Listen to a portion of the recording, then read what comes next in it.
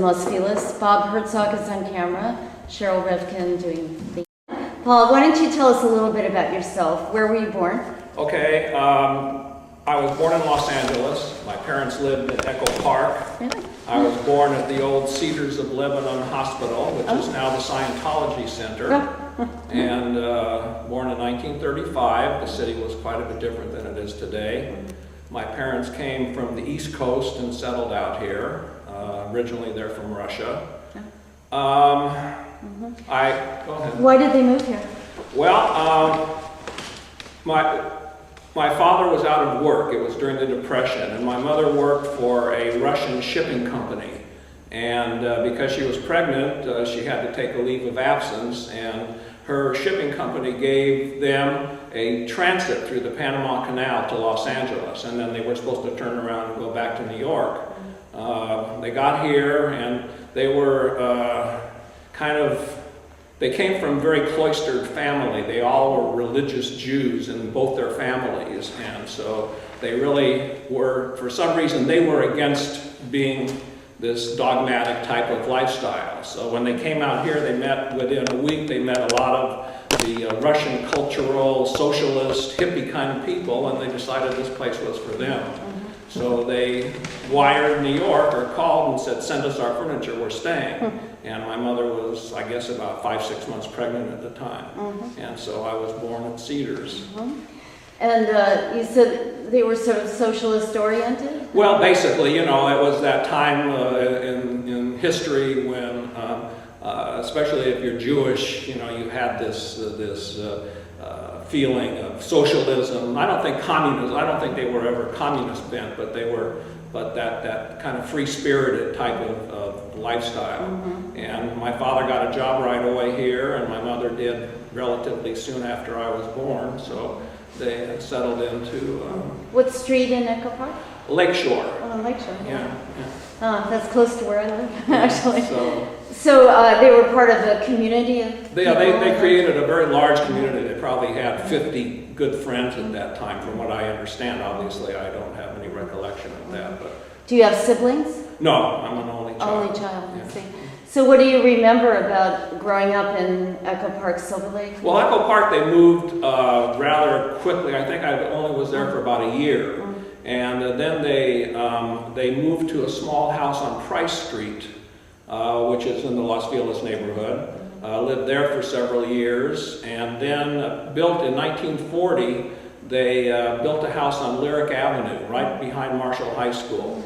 They borrowed $3,000 from their family, and they bought the lot and built the house for $3,000. And the house still stands there. It looks the same as it did 60 years ago, 70 years ago, whatever it is. So what schools did you attend? I went to Franklin, I went to King, and I went to Marshall. Really? And then I went to SC. Oh, I see. So I graduated SC in '56. And what was your major? Business ad. Business, I see. I was at Franklin. I was editor of the little newspaper. It was called the Peak Hole for some reason. And King. I was never really a good student, but I had some good friends. Grew up with the same kids all the way through school, all the way through high school. So we had a good community. Do you remember the names of some of your friends that might still be around? No, none of them are around. I'm the only guy that's stuck here. Everybody else is scattered, and some of them passed within the last several years. But like you didn't know the Rotundi family or the Nicola family? I knew Nicola slightly. Rotundi, I only met later on the two brothers. One of them was an architect or is an architect, but he designed some buildings for me that never got built. And the other one was a contractor who, when I bought a house in Laughlin Park off of Los Feliz, I found him through somebody, and he remodeled my house for me. I see. But they weren't childhood friends? No, not at all. No, I think they're way after me. They're much younger than I am. So. And I'm curious why you decided to be a business major and with your family. Well, my family was in business. In 1940 or 41, my family, at the urging of my mother, she was had the balls behind the family, basically. she said, I want to go into business. So they went into partnership and bought a small office supply store downtown. It's still in business, actually. What's the name of it? Coast Stationery. Oh, I see. And they got into great disputes with their partner, and so they went off on their own and bought another small stationery business. And that I eventually took over after I graduated college, and I sold it in 1978. Why did you sell it? I got tired of business, basically. I never really did like business. I didn't like being at the beck and call of customers and employees and everything else. And I always wanted to get into real estate, and I did a little bit prior to my selling of the business, but after I sold the business. So after you graduated from college, did you live in the neighborhood here? Yes, I did. My family had built a house on Ivanhoe. And so we lived on Ivanhoe over the lake, a very beautiful house. My mother and I designed it, actually. And I lived there, well, let's see, 1956 I graduated, then I was drafted into the Army. So about 2 years, I got married in 1960, but I lived at home prior to getting married. And then we lived in a small apartment right around the corner there, and then I bought my first house on Angus, and then bought the second house with my then wife on Redcliffe. And then when we got divorced, I bought my first building on Silver Ridge. First building meaning a residence? Or well, no, the first building of commercial, basically residential real estate. I see. And So you said you designed a home with your mom. Right, yeah. I guess you have some feel, when looking at this home too, some feel for design and architecture. Basically, I think that, I've never taken any courses or anything, but I've always had a feel for design. I mean, I've owned probably in my life maybe 50, 60 buildings, and every one of them has something that I've done to them, changed them either extremely or just small modifications. But I have a knack for looking at something and being kind of a vision. You'll look at a building and maybe have a vision of what it could be. Exactly. And how did you view Silver Lake, really? Let's say, I guess you started, you said, in an apartment and then bought a house. And how did you view the community then? I didn't really pay that much attention to the community. To me, it was close to work. I used to go to work at 5 in the morning. And so, I'd have to drive from the Valley or Burbank or wherever. It really didn't appeal to me. And I would come home late at night. So it was a nice community. It had all the things that anybody could ask for in terms of shopping, or there wasn't much else except, there was just a few restaurants and basically a market and a drugstore and whatever else. But it was a nice middle-class community that seemed it was comfortable, and I was very happy, staying there. Did you consider it a community as such? I mean, not really. I've never been community oriented, to be honest. I mean, it's always been I've kind of created my lifestyle around myself, not around the community. I mean, when I was married the first time, when we lived on Redcliffe, we had a young boy in Ivanhoe, and so we were involved with the school and other parents and friends and blah, blah, blah. So we created a community there. But I don't think there was a community the way there is a community today. It really was kind of haphazard in terms of any sort of banding together and everything. There might have been an association. I really don't know if there was back at that time or not in the 70s. Did you see investing in real estate as sort of the thing to do? I mean, there are a lot of people who buy a home and live in it and that's it, but it seemed like... Well, I was always interested in investing in real estate, but my first wife was not. She says, we can't invest in real estate. Why she felt that way, I don't know, but I'm really happy that it worked out that way, so I didn't have to split anything with her when we did split. But the day my divorce became final, I started buying property. I bought property on Silver Lake Boulevard, on Glendale Boulevard, on Rowena, on Silver Ridge, and expanded from there. Can you tell us maybe about your first buildings, maybe on Silver Lake Boulevard? Well, yeah, I had was it Edgewater? I bought 3 buildings, one after another, Silver Lake and Edgewater.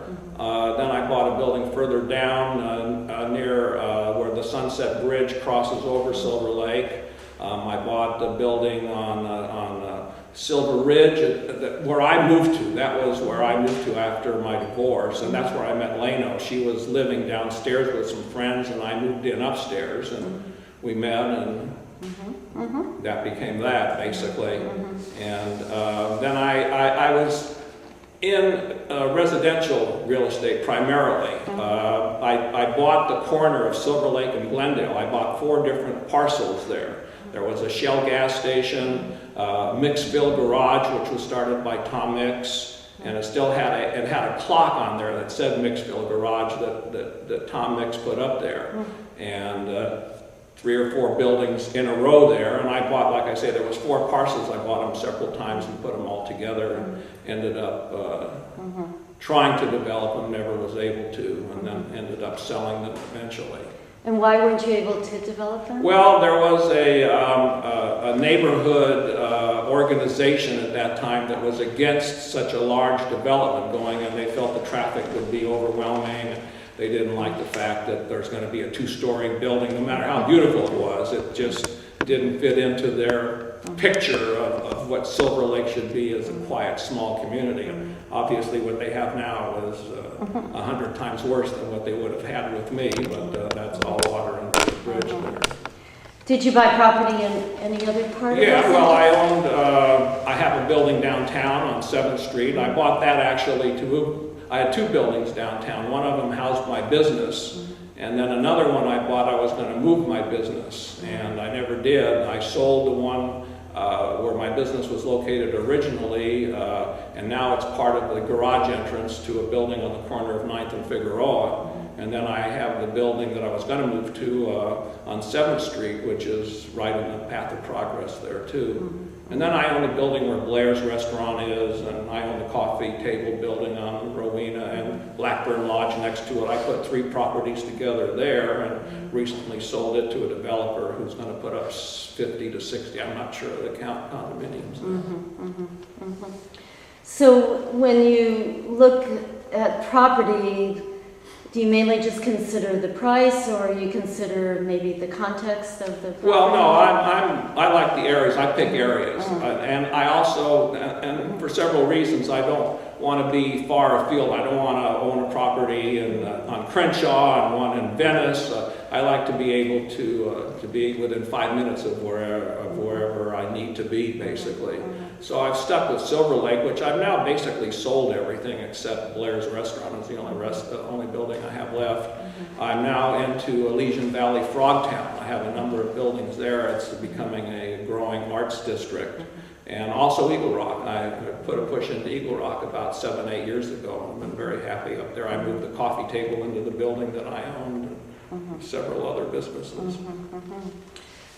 So, is that mainly the way you spend your time, I guess, kind of looking at properties, I don't buy anymore. I'm not interested. I just maintain what I have and make sure my tenants are happy and try to deal with the current problems if there are any. So, but I don't. At one time, I was very active in buying and selling, but there comes a point where you just want to let the other guy have a chance at it and just sit back and relax. We travel quite a bit, so I really enjoy travel. So we'll try to take 2 or 3 major trips a year, and that takes our time to a great degree. And then the rest of the time we're here. We like theater. We go to theater a lot, movies, cultural events of one kind or another, art and things like that.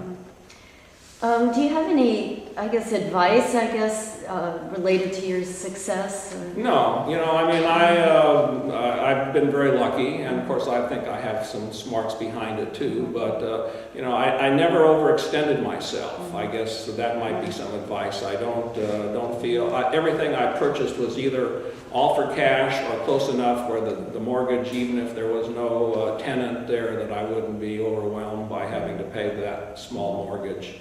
And pick a community that you feel has some potential, and then of course I would always say stay out of residential because of rent control in Los Angeles, which I think is a draconian measure under any circumstances. In general, do you think it's hard to do business in LA? Terribly hard. I can't name a city that I've ever heard of that's harder to do business in than Los Angeles. I mean, nobody knows what they're doing in the city in building and safety. They defer to one another, and each one has a different idea of what they want. I mean, I've been through the development now of a number of my tenants' businesses, not my own, but I see what goes on, and I see the stupidity. And I mean, it's, to me, the business should be on their knees saying, thank you for opening up a business and bringing tax revenue into the city, but instead it's just a constant battle, constant battle. And everybody's afraid because they don't want to put their name down that they've okayed something that might be wrong, even if they know what they're doing. So they defer to the next guy, and it just goes around in big circles. And it's a terrible, terrible city to do business with. So you think maybe the leadership hasn't been good, and the also leadership there's a lot of fear. And the fear, I mean, it's let's protect my job under any circumstances. So I don't want to stick my neck out, I don't want to have a bad mark on my review. So it's. And it sounds also like sometimes you've been frustrated with the community itself. Very much so, very much. I mean, even now in Eagle Rock, we're going through some terrible problems with the community. I mean, they don't even know what they're giving you a problem for, and and then you explain it. Oh, is that what it's all about? I mean, it's just there just is this NIMBY attitude, NIMBY and fear also. And fear. Again. Yeah. It's terrible. But I mean, and small business runs America, and there's this attitude that we've had enough, go somewhere else, and it just, I hate it. Yeah. And then on the other hand, it seems like you're kind of fearless in a way. Well, I'm outspoken. I mean, that's like now I have a little problem with a building I have, and I've hired somebody to be my agent for City Hall because I go down there and I lose my cool, and it's not good, obviously. You don't confront people there because that doesn't get you anywhere. Just to go back to your personal life, I guess, how many children do you have? Well, I have two from my first marriage and one with Leno. Our daughter is a practicing attorney. She just passed the bar. She went to school at Berkeley, went to Stanford and then Berkeley for Bolt Hall, and is an environmental attorney. Do you believe in attorneys? That's a good question. I have two very close friends who have been my attorneys for the last 40 years, and I wouldn't trade them for the world, but I guess the rest of them are not that good, let's put it that way. Are you personally interested in the environmental issues yourself? Oh yeah, sure. No, I'm a great believer in the fact that we're degrading our environment. My wife and I just took a trip to the North Pole. I wanted to see it before the ice cap melted, and you can see that, there's, according to the crew that was on the icebreaker, a year ago this trip was much more difficult than it is this year. And, I guess every year it's going to get easier and easier. So do you interact with your daughter about her work or about No, not really. I mean, she lets us know what she's doing and everything. It's a relatively new job. She only started working at the end of last year. She just graduated and passed the bar. So she decided, well, she's always been an environmentalist. So, she has. Oh, yeah. She's always, even in high school, she was active in environmental issues. So this is something. And your other two children? Well, my other two children, my daughter lives in Oregon, and my son lives in Laguna Niguel. And he's in the banking business. He has a small company that he owns that deals with specialized certificates of deposit. And my daughter, who lives in Oregon, works for him through the phone banks. So that's basically what they do. My son has 2 kids, and my daughter has 2 kids. Oh, that's great. Yeah, so we have a large family that's all over the place. Leno and my daughter lives in Oakland. Were you surprised that they moved away? I mean, you seem kind of a homebody. No, not at all. I mean, Caitlin, our daughter now, always said that she didn't want to stay in LA. She hated the immensity of it, I guess. And my other kids, when we got divorced, my ex-wife took them away immediately. So I mean, I never really saw much of them when they were growing up, and then they continued on their way, basically. Oh, I see. When you travel, do you sort of compare how, I guess, other cultures develop differently than LA? I don't look at, I'm just a curious traveler, I mean, I enjoy traveling, I enjoy seeing things, I enjoy the what goes on all over the world. I don't try to make comparisons. I mean, you have to understand that everybody does things differently and have different cultures, but it's just, I just enjoy seeing all this. I don't really judge it or try to understand it any more than just in the immediacy of the moment, basically. And are you involved in politics at all? No, I'm not. I mean, that's another issue. Like the city government, I just can't believe that a country of 300 million people, we're looking at the best of the best to run for president right now. It just is beyond me. I mean, we're looking at a man who is still wet behind the ears, and another woman that's a little bit too dry behind the ears, and then when you look at the Republican side, a man that doesn't believe in evolution. I mean, it's a little bit beyond me how we can call these people our leaders. What about local politics? Villaraigosa, do you think it's...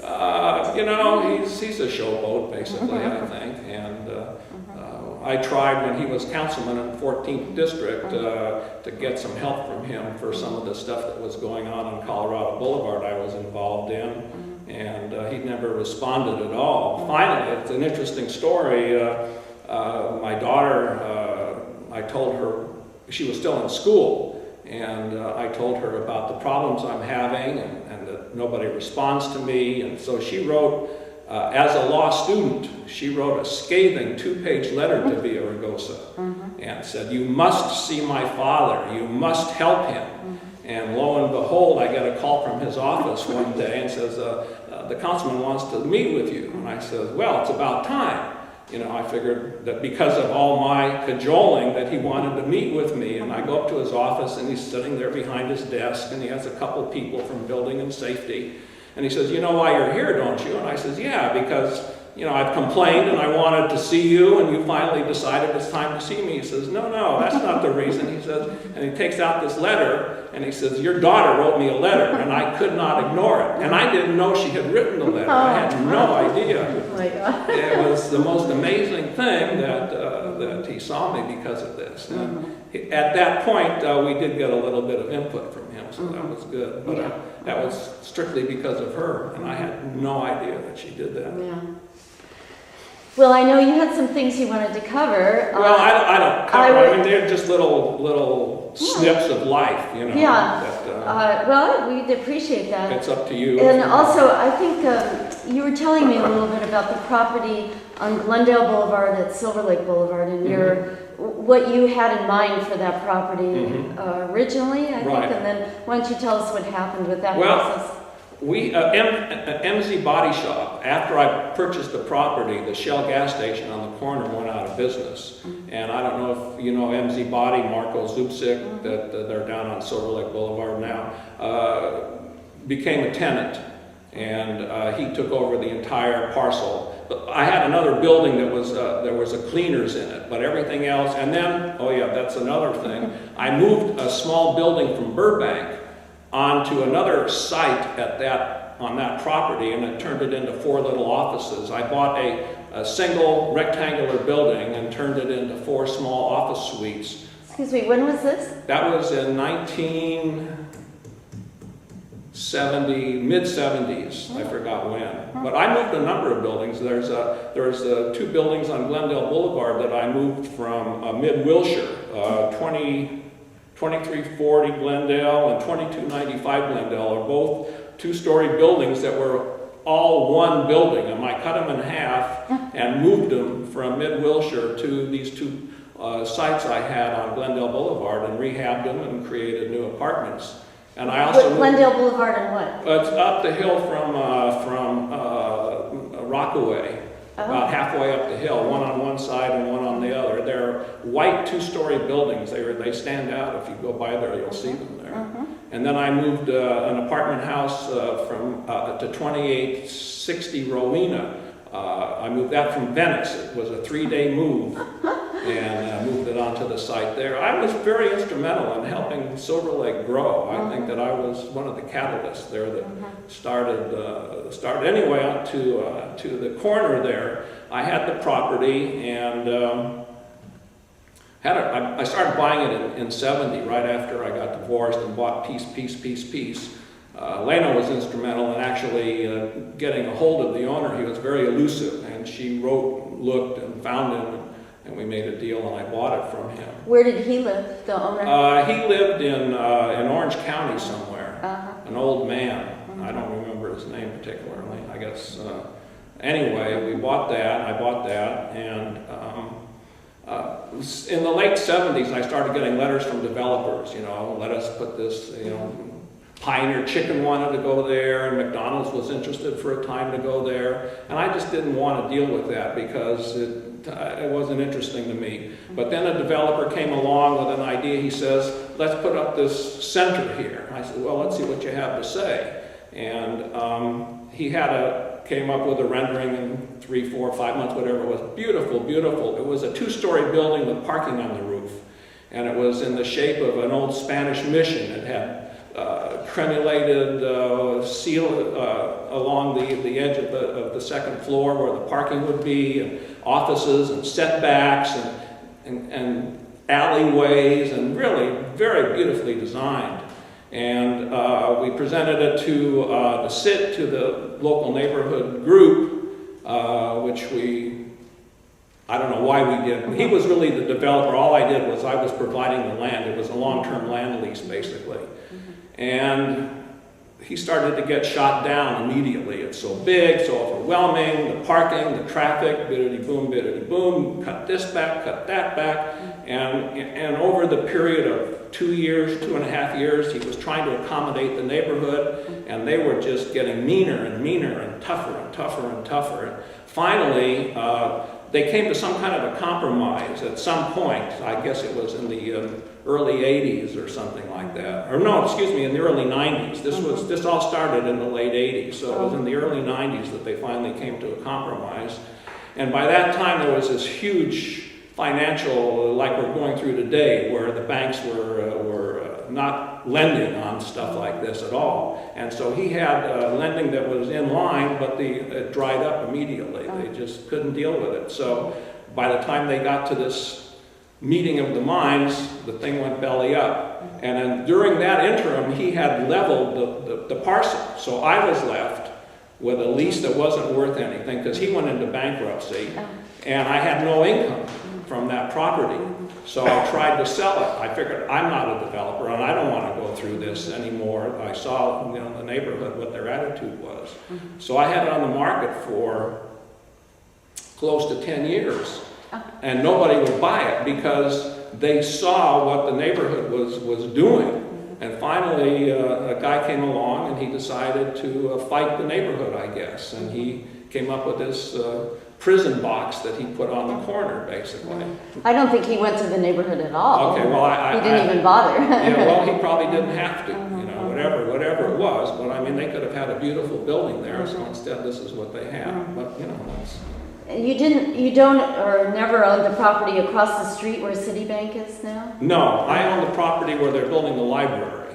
I sold that to the city. And And the parcel next door. Yeah. Well, there's the gas station, and then I own the little building between Rockaway and the gas station. That was the auto parts Yes. place, Yeah, right? yeah. So were you holding on to that property until something came along that you liked? Or was that Which like, one? Like the library? No, I mean, it just came up, you know, I mean, I contacted them. When I heard they were building a library on the corner, I contacted them and says, why don't you take my parcel too? Oh, I see. So they said, well, let us look into it. And it took them about 6 months, and they called me back, and they made me an offer, which I rejected. And by that time, they had already drawn up plans that they wanted to incorporate my property. So it was a little better negotiation for me, and we negotiated. And I'm happy with it. I'm happy that getting a library there, and that's a good thing. Yeah. So. Do you have any opinions about the meadow and the opening up the reservoir? You know, not really. I say that, then I'll come out with an opinion. You know, I think that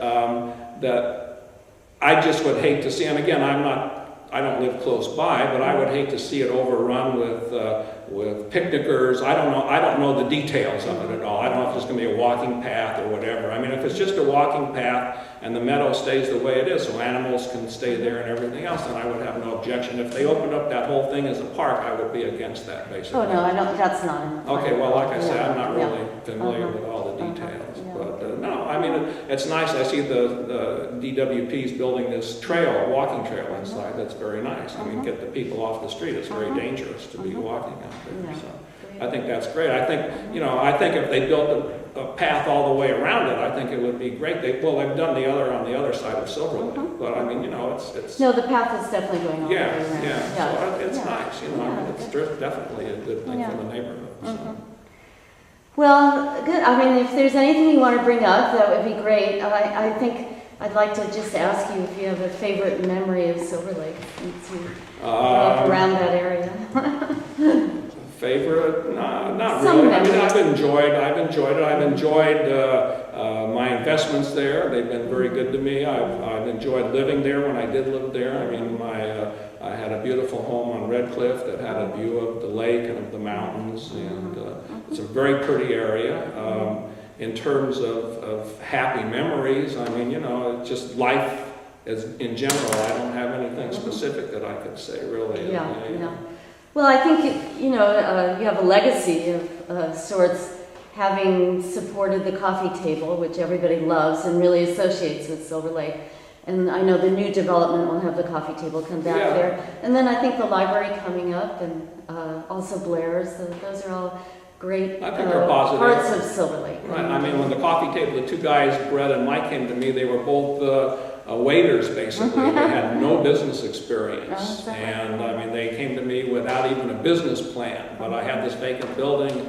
I figured, what can I lose? You know, I mean, it's... well, you must have had a good feeling about them. You know, I've done this with a number of young people where I've given a lot of people an opportunity. I figured the worst that could happen is, you know, they'll bail and I'll have to re-rent the place. But there's probably 15, 20 different people that have started businesses in my building that, you know, gave them an opportunity to start that are doing very well. Oh, so. Great. Well, we thank you for that. Well, not only there, but in Eagle Rock and now down in Frogtown, which is enjoyable to see it grow. So. Share your notes with us. Yeah. Okay. Just some personal things about my life. When I was younger, we lived on Lyric Avenue, and that's when Disney Studios started off where Gelson's is now. And we had several illustrators that lived on our street. And every year for my birthday, I used to get a hand-drawn birthday. It wasn't a card, it was a sheet of paper with Mickey or Pluto or somebody saying, "Happy birthday, Paul." You know, I wish I would have saved those. It would have worth a lot of money. We used to go down, some friends and myself, we used to go down to the trash cans of Disney and pick out cells and another thing that we should have saved. But I mean, you know, our houses were plastered with pictures of thrown away Disney cartoons, and that's when they used to do each frame by hand. And so, you know, after they were filmed, they really never bothered to save them, so their trash cans were just full of these illustrations, basically. Did you happen to know Bud Plocher and his family? No. They were on Hyperion, and they had the first color coding company that actually worked with Disney. Oh, really? Yeah, down on Hyperion and near Lyric, very close there, Oh, but you really? never knew each other. No, never did. He's still around, still lives in that building, and still has the color codes. Oh, really? Okay. Yeah, No, but I should introduce you to him. Okay, good. Anyway, go ahead, I'm sorry. Okay, no, that's fine, that's fine. Let's see, the Hub Market was where Trader Joe's is now. That's where I first got caught shoplifting when I was a young kid. You know, you go in, you have to try everything when you're a kid. I never got caught. No. That was, I actually tried it a few times after that, but I remember coming home and sitting in the wood pile in the garage waiting for the phone call to my parents, you know, which finally arrived. And anyway, that's where I got my. Your family shop there, though. Yes, we shopped there. That's when it had an open front, you know, where the what do you call them, vegetables and stuff were out in the open, and then the back was the market. What did you think when the Hub Market closed, actually? I wanted to buy that building so bad, you know. I mean, I knew that it was a great place to. I almost bought the one where the cheese place is. I mean, I was in negotiations with that, and they just wouldn't meet me, and I didn't feel like meeting them. And obviously, you make a few mistakes in life, but you know, I mean, the Hub just wasn't cutting it in terms of neighborhood necessities. You know, I mean, they just weren't big enough to have anything. And Trader Joe's is you know, it's an amazing thing. Quite a business. My neighbors, I had one of my neighbors was brothers Morrison, and the older brother Fred was the kid that invented the Frisbee. He was playing around with pie tins, throwing pie tins to his friends back and forth, and this was a game they created. And then somebody came to him and said, look, this looks like it's something that we could sell. So they created this Frisbee. I remember the first one was out of very heavy black rubber plastic that weighed about a pound. It was just molded really thick. But the Frisbee took off from there. And that was, I'm so glad you mentioned that. That's amazing. I had no idea. And when we lived on Lyric, we used to turn holly knoll that dead-ended into Monon. It started up in Myra and dead-ended. We used to use that as a brown derby, as a derby. What do you call them? Roller derby. Oh, roller. Not, you know, where you build these little wooden cars and you go down the hills.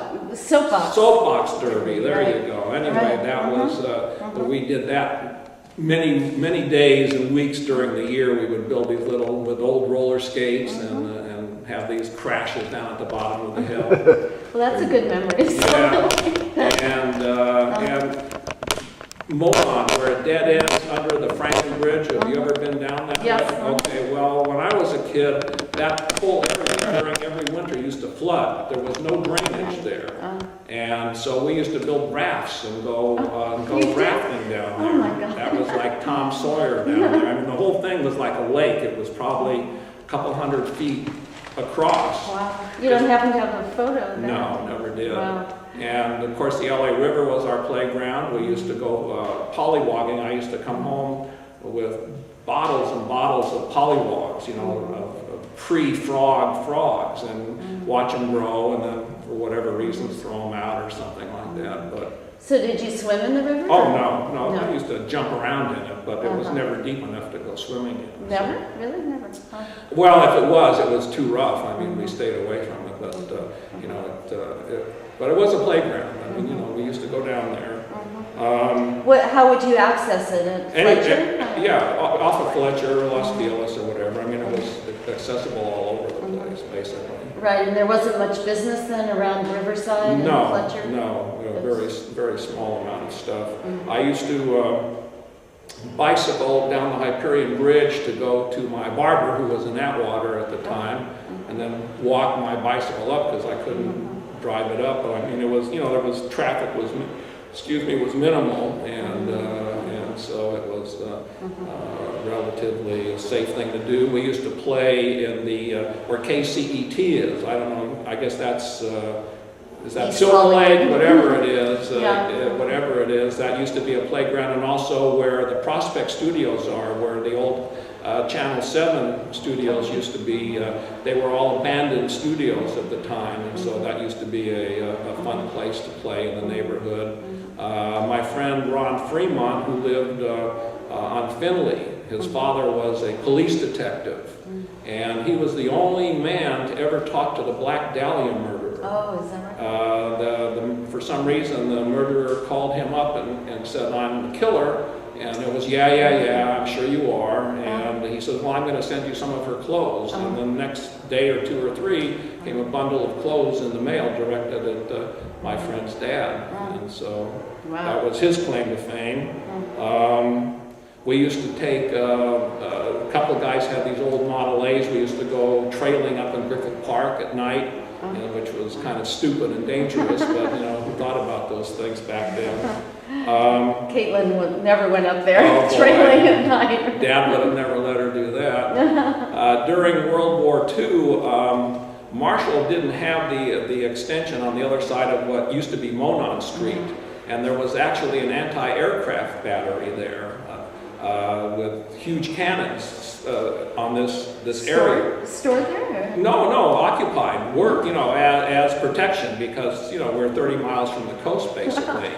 And so, as a kid, I would make these scrapbooks of cartoons I'd cut out of the paper and take them over there to the soldiers, And you're a 5, 6-year-old looking at awe at these soldiers protecting you, But there was 3 or 4 cannon there that they never used them that I know about, But I mean, they were there. So it was, a little bit of history during World War II. That was when we used to save when my mother would cook anything meat, there would be a savings of fat, and we'd go to the hub market and give it to because they used to make ammunition. They used to make gun, not the powder, but it would be part of the explosives that would go into to munitions. And so they from the fat. From the fat. So like all the families saved these coffee cans or whatever full of fat, and then the local meat market would take them and then give them to whoever it was. But this was always a thrill to go down to the market with a can of fat and give it to the butcher, so that you were helping the war effort. Helping the cause. Yeah, Absolutely. yeah. So I remember that. Let's see. Did you go to the movies in the neighborhood? I used to go to Los Feliz Theater when it was Lemley Theater, and went all the way through high school and junior high with Lemley's, Bob Lemley. Oh, you did? And that's when they used to have the Saturday matinees for kids, and you'd get a lollipop or whatever it is for your nickel or quarter, and so you'd go to the movies, and there'd be cartoons, about 6 or 8 cartoons, and then whatever else they would play, and then Cereals, they had cereals. Cereals, there you go. Lone Ranger, Sky King, I forget what. Flash Gordon. Flash Gordon, the Green Hornet and stuff like that. But you went to the Los Feliz theaters, not Yeah. the Vista? Not the Vista. No, I don't know why. I never went to the That's Vista. strange. Yeah. I think it's because it was a feature film theater as it is now, and they didn't have matinees. I think it just was. That it could be possible, but I don't ever remember until much later in life going to the Vista. But went to and then of course when I got into dating age, we used to take the streetcar on the corner, get up to Hollywood or Sunset at some point, and get The on red car? the red car and go into Hollywood and go to the Pantages or Grauman's or the Egyptian. Don't really pay much attention to the grandeur of the houses that they were, that they still are. Obviously, thank goodness that they were saved, because they were so beautiful. But used to, and even went downtown sometimes to the old $1 Million and stuff. But downtown was always kind of a gang territory. I mean, we were white kids, and it's a little risky. overwhelming. Even Glendale was scary for us. I mean, we went into Glendale a few times when I was a kid, and we were, we met at the front door basically. What are you guys doing here? So Glendale was never an option either. So. But high school for you at Marshall was safe. I mean, there was Marshall racial was, tension there. it was a mix of societies basically. There was Latino and there was white. There wasn't many black students, if any, that I remember at all.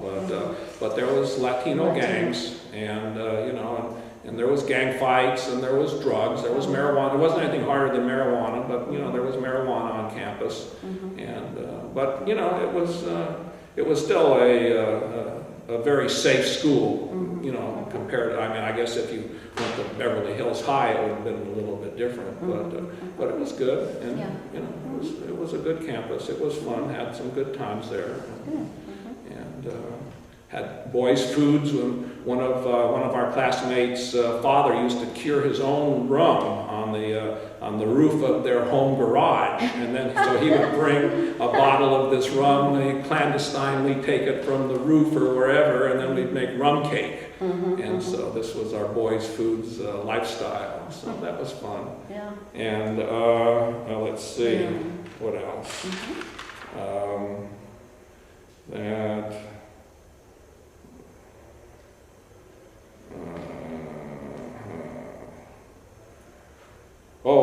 When I was a kid, I went to a Happy Land Nursery, which is now on, I think it's on Hyperion, but it used to be on Hillhurst, where Albertsons is. Really? Yeah, and I went there with the Disney girls. They lived in the neighborhood, and I went there with, not that we were friends or anything, but I mean just for whatever it was. And when I used to go downtown almost every day to my parents' store after school, because they didn't want me at home alone and they couldn't afford to have a babysitter or whatever you call it. So I used to, and I was, you know, 7, 8, 10, whatever, and I'd go to the Sunset Junction and take the streetcar downtown, and I'd go through the subway terminal, and then walk to my folks' business, which is on 8th and Figueroa. And amazing at that age that it was safe for you to take all of that by yourself. Yeah, you know, I mean, everything. There was never any, I used to walk to school every day. I walked from our house on Lyric Avenue, I walked to King, walked to Franklin, actually. When I was in grammar school, I would walk myself. And that was, you know, I mean, it was a whole, you know, the world was so different, obviously. Everybody knows that, but, you know, it's interesting. You know, I mean, you protect your children now, you know, I mean, it's a very different situation. Let's see, I moved the bill. Oh, we used to sneak in, that's another thing we used to do. We snuck into Silver Lake more than one time at night and went swimming in there. In the reservoir? In the reservoir, yeah. How did you get in? Over the fence, you know, lay some blankets or something on the barbed wire and jump over. And, you know, we didn't do it that many times. Most of the time it was, you know, it was a hit and run. You know, you'd go in, you'd get wet so you'd prove that you were in, you know, and then scramble to get out because the edges are really steep there, you know, so there'd always be somebody waiting outside to help somebody. Luckily, none of us ever drowned, but that was just, you know, something to prove your man, I guess, whatever. So and you never got caught? Never got caught, no, never got caught. And there was people that lived there all the time in those little houses there. But, you know, for whatever reasons, we didn't get caught, and it was... I dare you to do that shit. Yeah. No, not today. Not today. Let's see. Oh, and over here, of course, this is, I guess, Los Feliz, but Los Nietos. There was not developed at all, the street close by, and we used to have what we called Kite Hill. And during the windy parts of the season, we'd be up there, there'd be 15 or 20 guys flying their kites up there.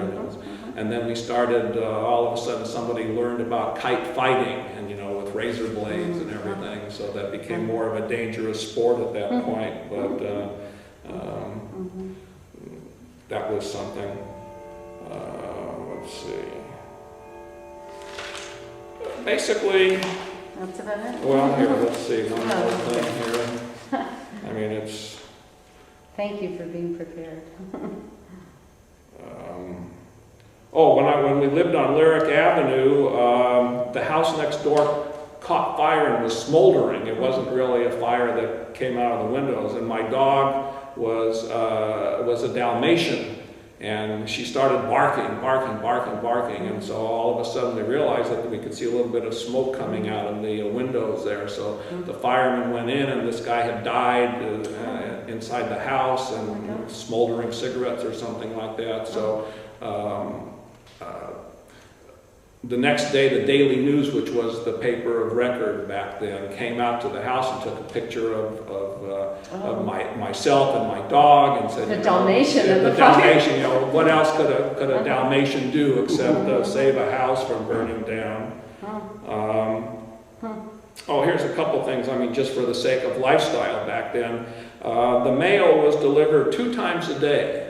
And the mailman walked. He took the bus from the post office, which I don't even know where it was because I was too young. But the mailman would come in the morning about 10 o'clock, and then they would go back to the post office, and then they would come back in the afternoon. And this was a 5-day-a-week situation. And then on Saturday, they came once. Wow. But I remember, you know, waiting for the mail to come, and, you know, if you were home or whatever, you'd get the mail in the morning, and then you'd get the mail in the afternoon.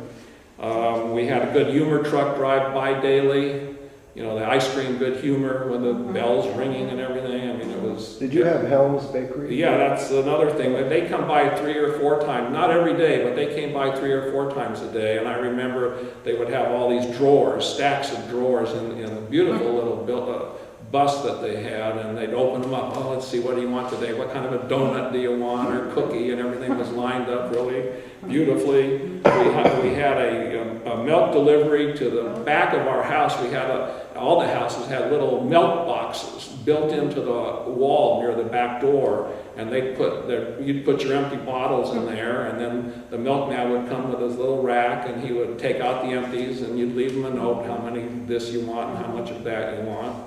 And we had incinerators back then where you used to burn everything. I mean, even throw in the tin cans, and then when you'd empty out the incinerator, you'd have all this ash and cans and everything else. And the garbage, the actual food garbage, was put out on the street. And they were garbage men. You'd have a little metal pail with a lid, and once a week you'd take out the garbage can, and that's why it's still called a garbage can, I guess. And you'd leave it out on the street, and these guys would come, and there'd be a truck driver, or the driver, and then one guy in the back, and he'd jump off and throw it into the truck. And But that was all food? Just food garbage. Yeah, everything else was burned in the backyard incinerator. Do you think they composted it? Or? I don't think so. I think they just put it in a dump somewhere. I don't think there was really any concern, you know, nobody... It's an old-fashioned notion to isn't compost. it? I don't think there was any realization of anything at all. Did you have a garden at home? We had a front yard and a backyard on Lyric Avenue that I mowed, and, you know, I had a tree house in my backyard. But like a vegetable garden? Yes, during the war, my mother planted a whole garden. We had all the vegetables. That's right, I forgot about that. So, yeah, but on the side of the house, we had a front, back, and a side garden, and the side yard was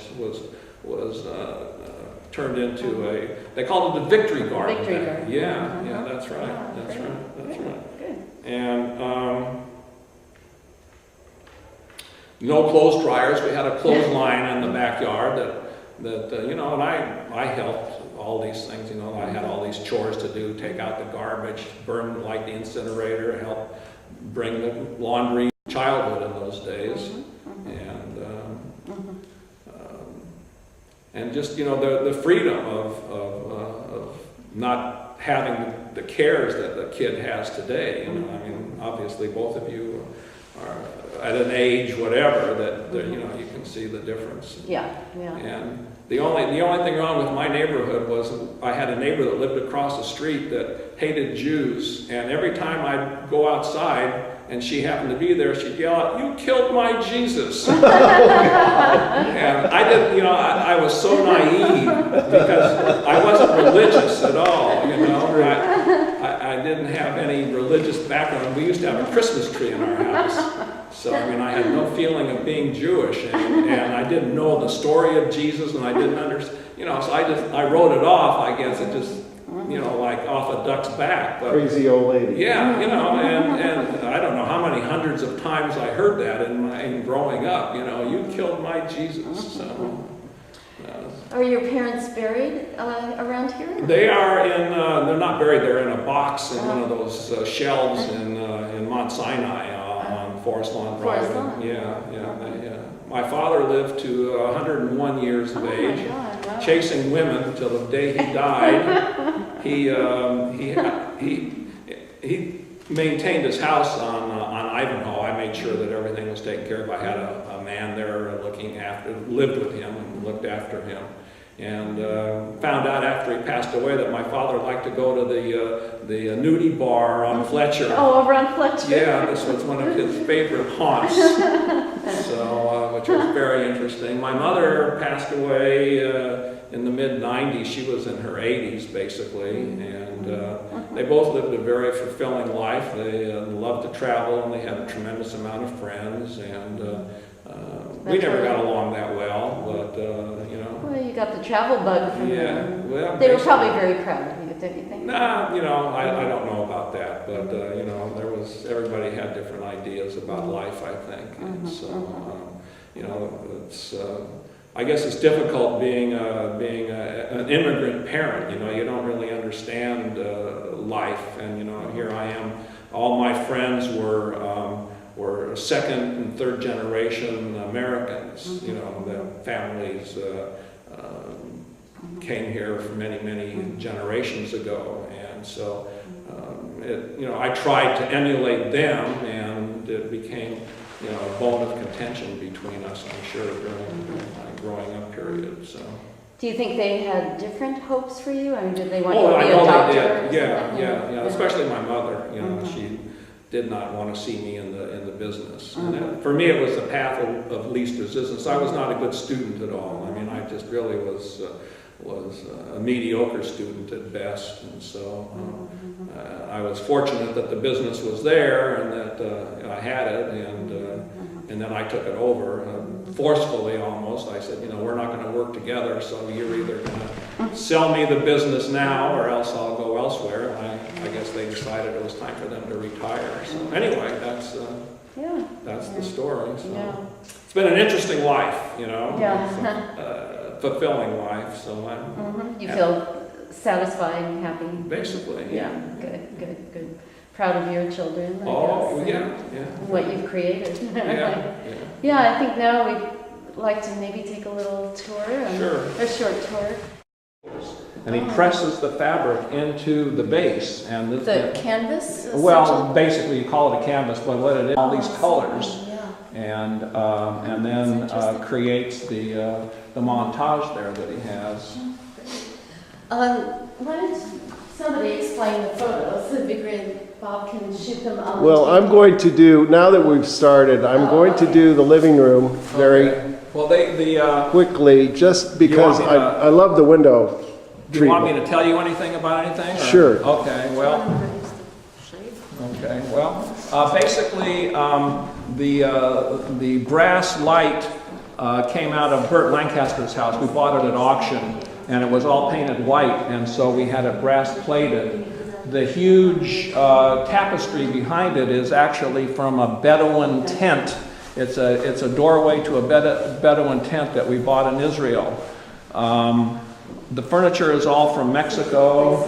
This is from Thailand. Let me catch this view of. Do you want me to open up the curtain? Yeah, that'd be great. It looks hazy because there is a plastic sun protector, but it is hazy anyway. But that's downtown Los Angeles in the distance. Et voila, curtain going up. So you can, and we've got a lot of glare, of course, coming in, but this will give you an idea. We're on the top of a hill in Los Feliz, and this is a beautiful old Spanish house full of the collectibles of many years of travel. I'm doing a quick look here at some of the artwork. Paul, you're welcome to. Okay, well, this is by a German artist. Above it is just a model of a deer head. We didn't shoot the deer. The Indian behind the gold pieces from a Thai temple that we brought back from Thailand. The Indian is by a very famous American Indian painter, John Nieto. We have 3 of his pieces. I know John Nieto. I lived in Phoenix for a while, and he was very well known. We have that one, and then the one behind you. The long strip of art is from Guatemala. The small sculpture on the piano is from Africa.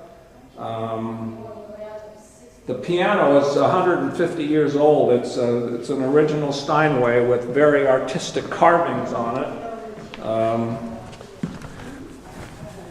It's kind of...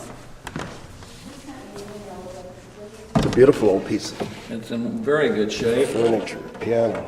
And I'm going to get a long shot here of the living room from the window facing south. It's a wonderful chandelier. that we brought back from Mexico. There was glass chandeliers in the house that my wife and I didn't like, so we hung this Mexican chandelier.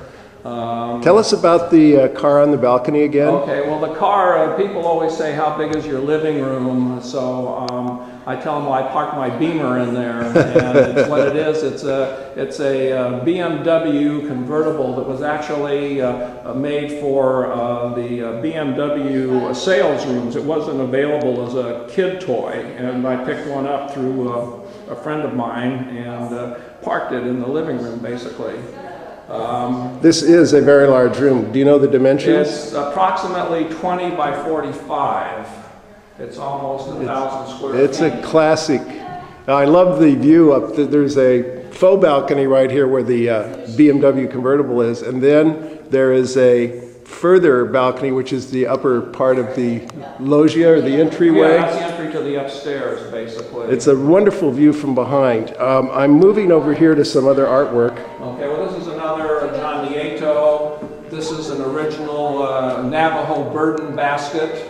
The small painting is from Bahamas, an artist in the Bahamas. The zebra we brought back from Mexico. It's by an artist named Bustamante. And actually it had its own seat on the airplane because the airplane was relatively empty, and they let us carry it on board and just give it a seat. These two pots are from Copper Canyon. The painting in the corner is an Aboriginal art from Australia. Then this is just by modernistic pieces, it's just by a local artist. The three pots here are made by David Salk, the nephew of Jonas Salk.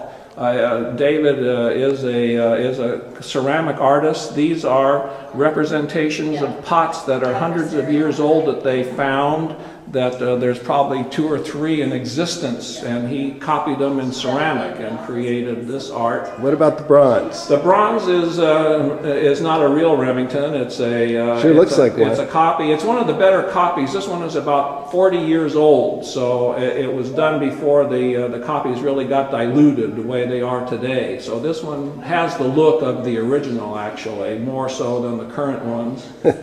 I just noticed the flags that these gentlemen, yeah, the bronze that's are holding. From some hotels we've been to from time to time. Says, please raise for cocktail service. I love that. This guy here is the, I'm sure it'll work out. this is the Cambodian national bird. The Cambodians, wherever you go in Cambodia, they have these things, and what it does is that just shows the stupidity of the bird. He's got a little fish in his mouth, but there's this big fish that's jumping behind him that he doesn't pay any attention to because he's got his dinner there and he's forgetting about the big fish. So sounds familiar, doesn't it? Yes. And this is a mixographia by Tamayo, a famous Mexican artist who's deceased. These are just little. This saddle is a Mexican saddle that's about 60 years old. Get that. There's It's a wonderful collection, colorful. And there's a very didgeridoo from Australia we brought back.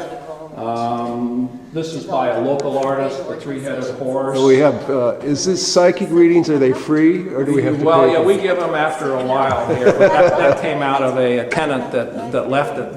They took off one night and disappeared. The piece on the wall there is from Africa. We had that shipped from Africa, along with the 2 giraffes in the entryway. It is a parade of elephants. If it's not reading on the camera, it is beautifully done.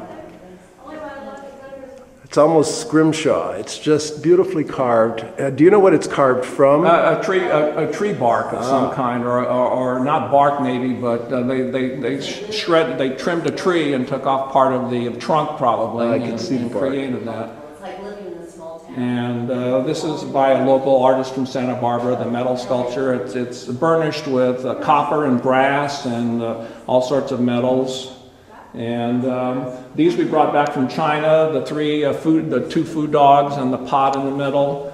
The things next to it are a white clay with horsehair. They were made by a Native American.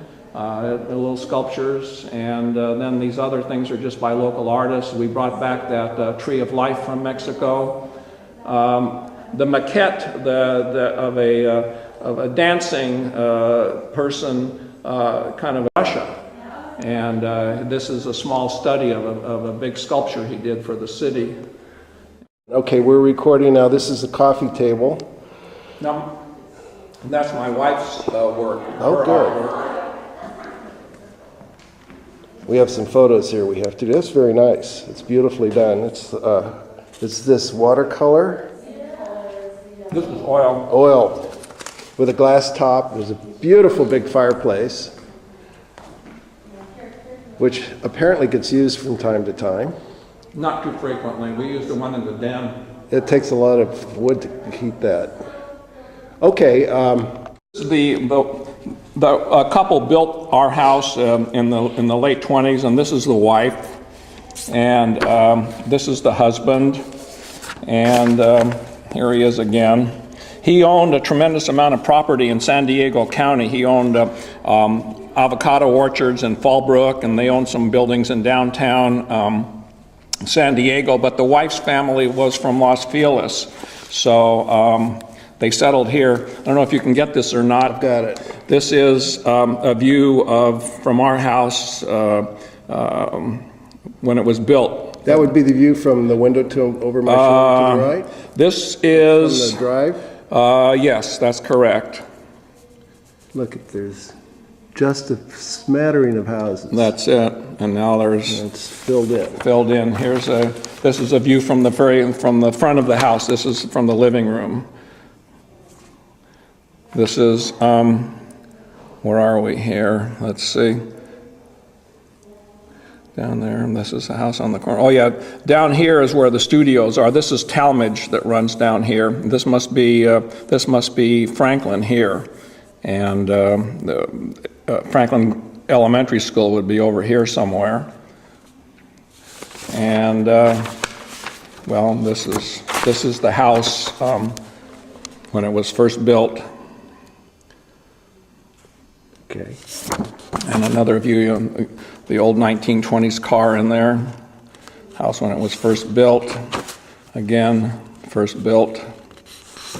This is the living room, the way it was when we bought the house, basically. And this is that porch, the portico upstairs.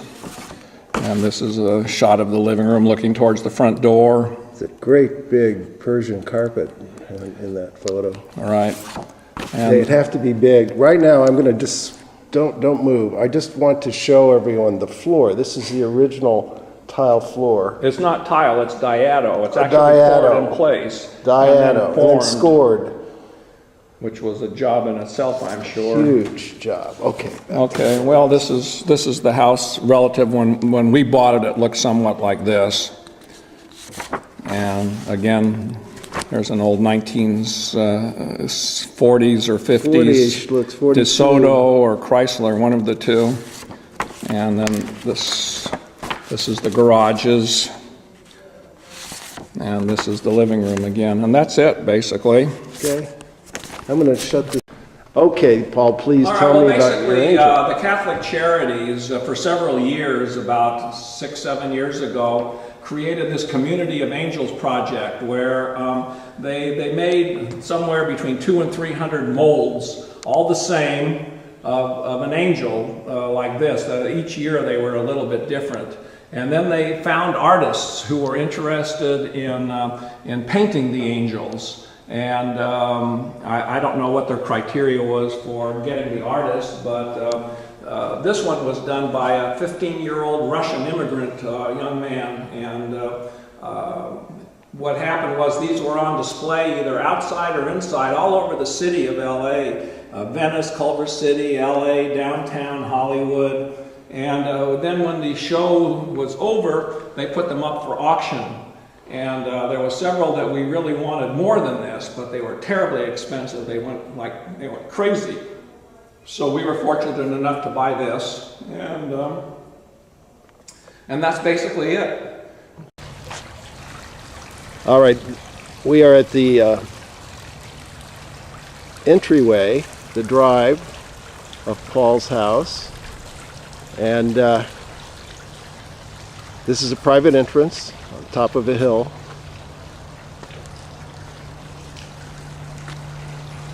And this is a wonderful house that we saw in the photos, it's updated.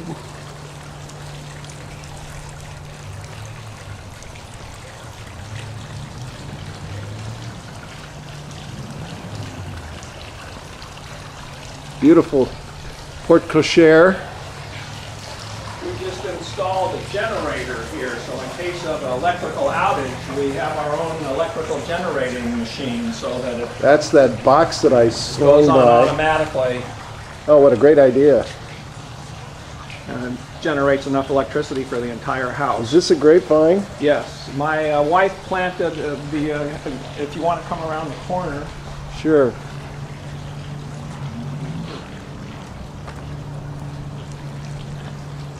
we were walking in Alvera Street about 15 years ago. There goes the generator, just went on. It goes on automatically every week for 10 minutes. Testing. So we were walking in Alvera Street about 15 years ago, give or take, and they were trimming. They have a huge a grapevine that goes from La Golondrina across the street of Alvera Street. De La Paloma. Yes, and my wife said, "Can I have some of these cuttings?" The guy said, "Sure, take whatever you want." So she took a couple cuttings that were about this big, and she planted them, and this is what we ended up with. This vine goes around the house to both the left and the right. It covers this eastern portion of the roof completely, and doesn't have very good grapes because of its size, but during the summer it's completely green and it's really beautiful. Well, I should also note once again that it is January. It's early January 2008, and this grapevine would be normally covered with leaves during most of the year, and of course now it's losing its leaves. There's lost most of them, but it must be wonderful in the spring and summer when it's in bloom. Here's some aloes. I don't need to say this again, but we love living here because it's 22 degrees in Grand Rapids, Michigan today. You can hear the generator going in the background, and the hills of Los Feliz behind us. And now we're going to walk into the entryway.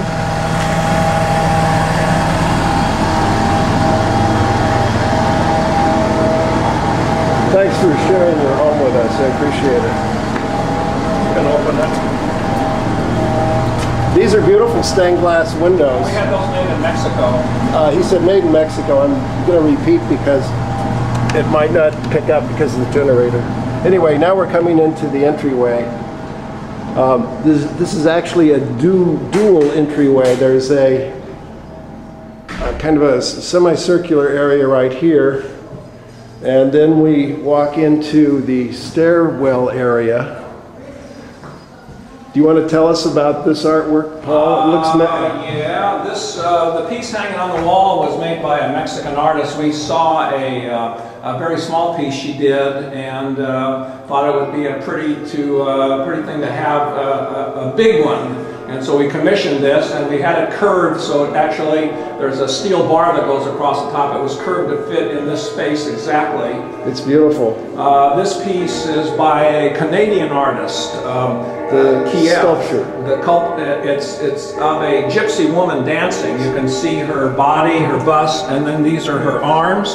And there's 3 of these. One of them is in the Kellogg Museum in Grand Rapids, Michigan. The other one is in another private collection, and we have the 3rd piece. I just earlier mentioned Grand Rapids, Michigan. It was 22 degrees with a low of 8 and snow. And here we are in Los Angeles, Los Feliz to be exact, and it is 62 degrees and overcast. I like this little room. This is the beginning of the stairwell to the second floor, but there's a little sun porch here, which looks cozy and fun. Double doors leading into it. What is this? It looks like a Moroccan shoe shine. This is from Turkey. I brought that back from Turkey. That's a Turkish shoe shine kit. I bought it from a young man off the street and packaged it up and brought it back with us. It's a wonderful piece. And again, we're looking, this room looks west and south. So wonderful views from up here. All right, I'm going to go back down these steps without falling. And we'll go into the first room we were in was the dining room. Dining room. This is a beautiful room too. This is a great room, the dining room. I'm going to get out of the glare, but the walls are a reddish, deep red. Oh, there's the kitchen. And this room opens out to the a little patio with a fountain. Tell us about the dining room table. Well, we had that made in Mexico about 25 years ago. That's a great piece. When we brought it back, it was stained very dark, so I had it stripped, and now we're looking at the natural wood of it. And the chairs are beautiful too. I'm going to pull this out just a bit. We just had that upholstery done in Mexico. The original chairs have the backs on them, like you see over there, and then we had that cut out. But they're so uncomfortable. Well, that's it. That's why we created this chair. That chair in the background of this shot is with the carved wooden back, and they're beautiful pieces of furniture. But if you have to sit through a 2-hour dinner in one of those chairs, you definitely want to have a pillow at your back. Most of the artwork is, well, it's all that we've collected on our trips from Latin America, from many different, we were in Cuba. All the masks higher up on the ceiling are from Cuba. We brought back a bunch of them when we were there. We're looking out on a patio with the patio furniture, and then there's a pool down below, which you can see that with that blue background. Just below that is the pool. Beautiful setting up here. And you were speaking of the masks. Well, all the masks along the top there are all from Cuba. When were you last in Cuba? We were there about 4 years ago, I guess. Did you go through Canada? No. We went. We flew from Miami to Cuba. We went on a humanitarian mission. That explains it. So we were able. This is there's a breakfast room here, which is very nice. Be perfect in the morning to have your coffee. Yeah, well, this is where we spend our morning it's breakfast. Facing east. If you want to get that, I'll shut the camera Well, off. I'll get it in here. There's a wonderful door to the wine cellar. Did you see this? It's wonderful. Carved brass. I can see wine bottles in the back, so I'm guessing it's a bar or a wine cellar. There's the butler's pantry. This is a huge, old, elegant house. A laundry. And this is the little room, the door that leads out again to this large patio.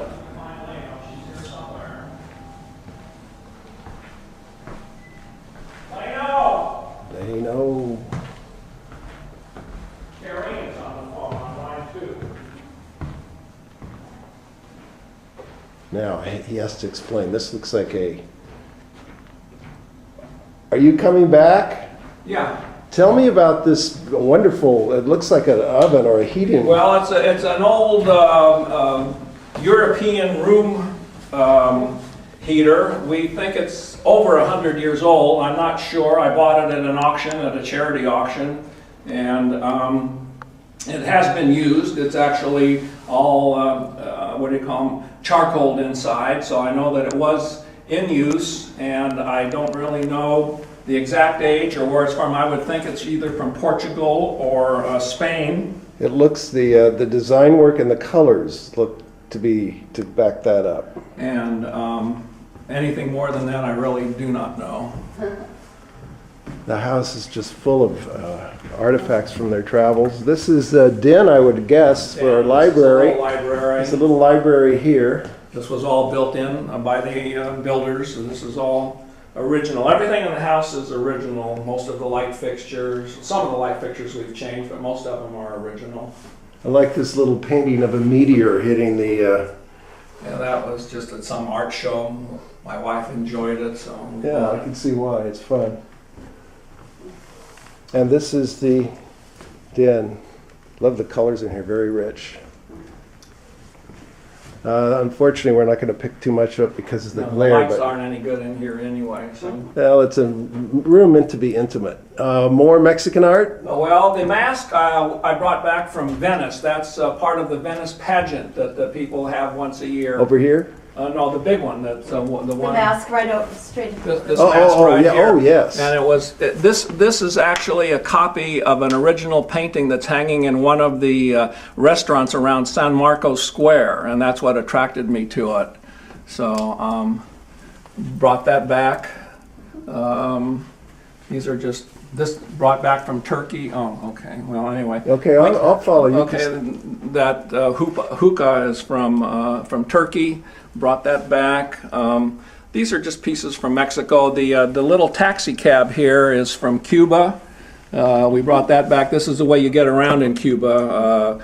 In Havana, they have hundreds of these little guys driving around. This we brought back from Guatemala. You know, it's just there's the certificate that we went to the North Pole. That was hand done by one of the